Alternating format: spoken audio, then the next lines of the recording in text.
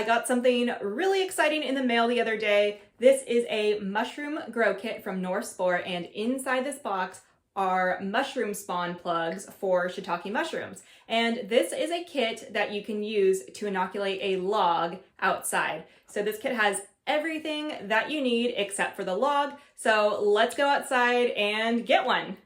Oak is a recommended tree log to use for shiitake mushrooms, and luckily I have a giant oak tree on my property. The only issue is it's really tall, and to get a decent enough sized log down, it might be a little bit of a challenge because most of the branches are up so high.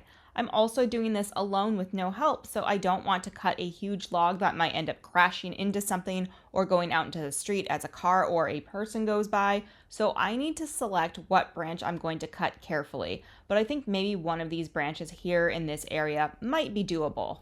And as much as I would love to give you a cinematic presentation of me cutting down a log, I will not be showing it because I don't need the pressure of doing it on camera, but also because this is in my front yard, I really need to be focused on not hitting anyone or anything, and I just need to use caution and be safe. Okay, here is the log that I cut down, and it wasn't terribly hard. It was easier than I expected, but it definitely was a workout.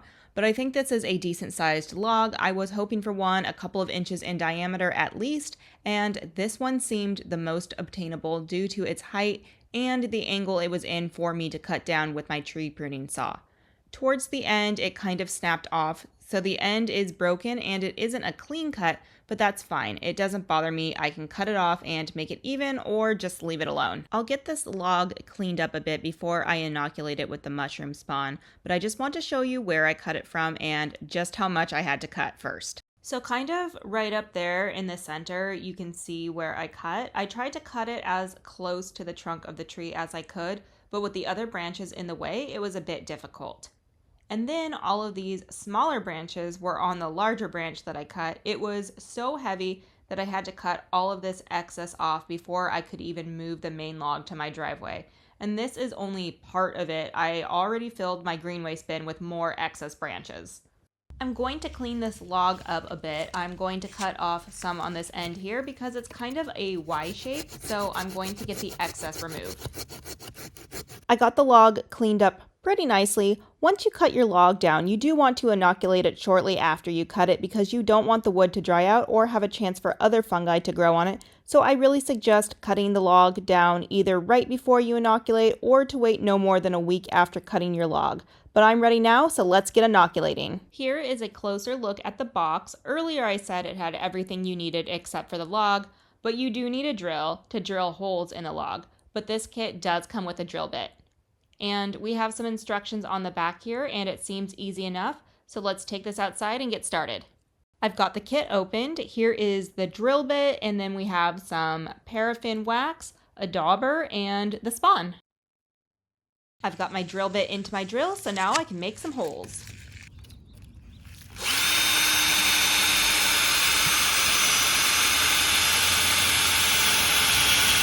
Okay, I just kind of drilled holes a few inches apart from one another wherever I could. I may need to use parts of the branch that I cut off, but I'll start with this main log first. Here's a closer look at the spawn, and all of that white stuff is not mold, it's just mycelium, which is totally fine and normal since we are dealing with fungus after all.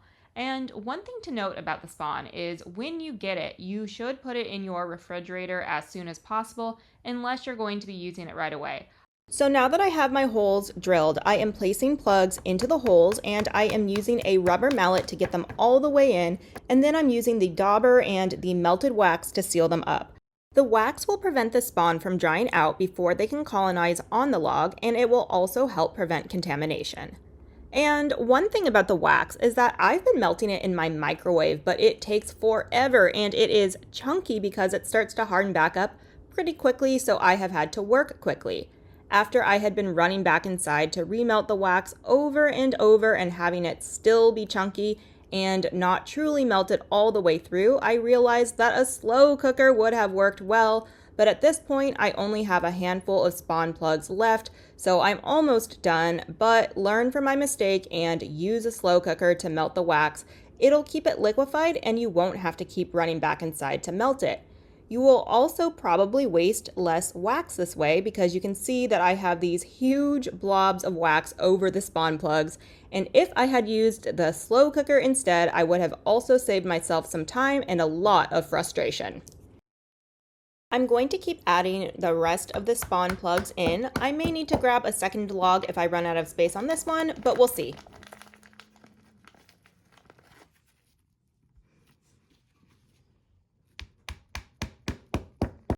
I did end up grabbing another log because the first log got filled up and there are actually more plugs left than I thought. And the second log is actually just part of what I cut off from the first log. It isn't very large in diameter, but I really didn't feel like cutting another branch off of the tree that was larger, but it is still thick enough for the plugs to fit in completely, so it should be fine. When you're done putting the plugs in, it is suggested to seal the ends of the logs with wax. I did put some plugs on the tops of the logs, so those ends are sealed, but I did seal the other ends, and that's because if you live in a drier climate, sealing it helps keep the logs from drying out. But this step is optional, but I'm in a warmer climate, so I thought it would be a good idea to seal the ends up. The last step is to let the spawn colonize, and during this time, you want to keep the logs in a shady part of your garden and lower to the ground where it's more humid, but you also don't want them to be in contact with the ground either, so I've got mine propped up. Once the spawn has colonized, then you can stack the logs or lean them upright against something. I hope I did everything properly because unfortunately, this is a long process, and if everything goes well, it will still take 9 to 12 months of colonization before I see any mushrooms, so all I can do now is wait and see.